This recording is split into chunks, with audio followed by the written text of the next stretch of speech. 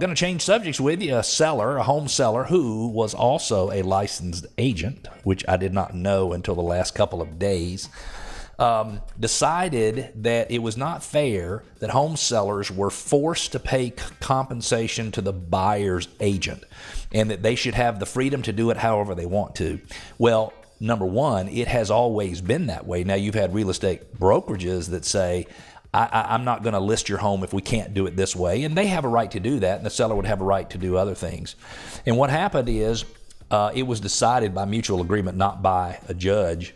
Or maybe the judge did. Maybe there was a verdict in the first case where the judgment was against the real estate brokers and especially the listing services, saying you're making sellers pay commission.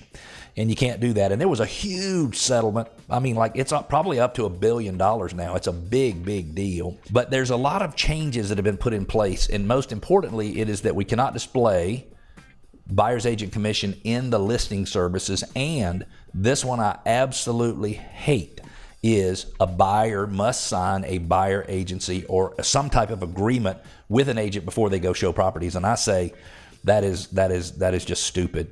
I understand why they would want to remove the commission from the listing service, because then they do make it more of a market thing. And I think I have an idea of how sellers can have a little bit of an advantage, and buyers as well. We just have to think through that. But give me your thoughts on the settlement and how things are moving forward, and just anything you think. First of all, I agree with you on the buyer agency, because we've always had a culture of let's build a rapport with the buyer before having them force their hand at, agreeing to only use me as their agent. Mm-hmm. And so, that's a little bit of a change in the industry that we're all trying to get used to. How are we going to do this?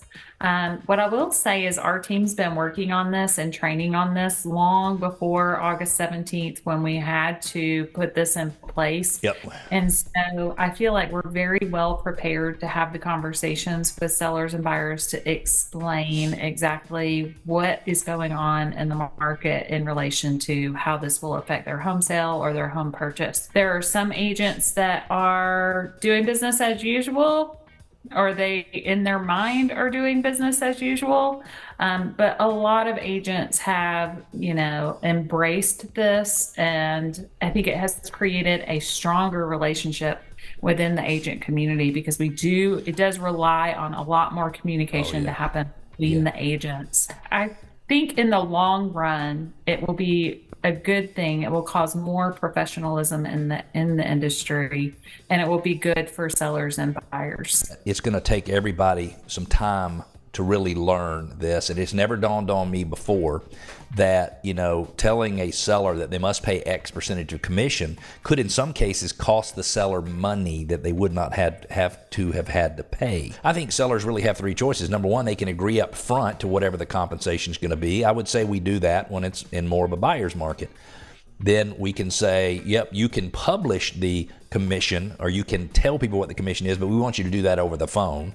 And then you can say, I don't want to offer any commission, and I just want to see what happens as it gets negotiated. And I'll be honest with you, I am eager to see how this affects the buyer and how it affects the seller, and how we can, even though we're driving things through the process, how we can be less a part of determining how the commission. We can certainly be part of determining how the commission's paid to us, but determining how it's paid on the buyer side, let us be less a part of that and see what happens over time.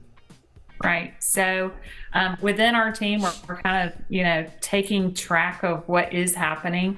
So we have listings where the sellers have chosen to say, hey, just have them submit what it is they're requesting for compensation. In that case, we're trying to determine whether or not that has any effect on how many showings that the house gets, or how much attraction from buyers that it gets.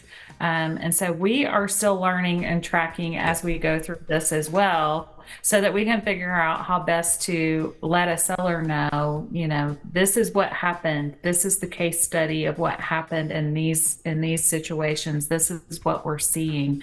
And I think we've got a couple more months, Cleve, before we really start understanding the effects of these changes.